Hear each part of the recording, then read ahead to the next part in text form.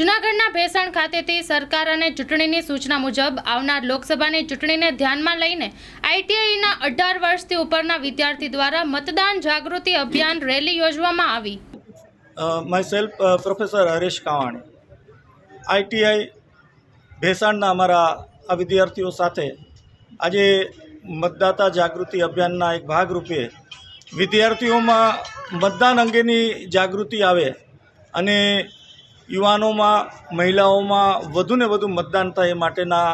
પ્રયત્નના ભાગરૂપે માન્ય મામલતદારશ્રી અને માન્ય પ્રાંતશ્રી ચૂંટણી અધિકારીશ્રી અને નાયબ ચૂંટણી અધિકારીશ્રીના સંદેશ અને આદેશ મુજબ આજરોજ રેલી સ્વરૂપે આઈટીઆઈ કોલેજ ભેસાણથી મામલતદાર ઓફિસ ભેસાણ સુધી આ રેલી કાઢવામાં આવી હતી। આ રેલીનો મુખ્ય ઉદ્દેશ એ છે કે એક મતની કિંમત શું છે એ યુવાનો જાણે અને આવનારા સમયની અંદર આવનારી જે ચૂંટણીઓ છે ગુજરાત અને ભારતની એ લોકશાહીને મજબૂત કરવા માટે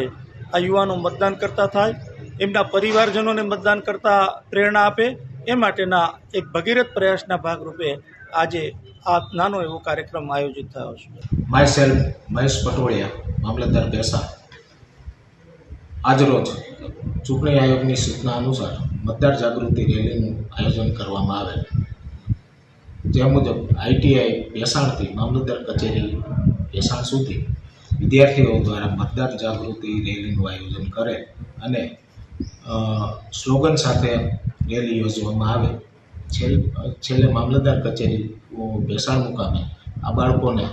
મતદાનની અગત્યતા વિશે જાણકારી આપવામાં આવે અને એક મતની શું કિંમત છે તેની વિગતવાર સમજૂતી આપવામાં આવે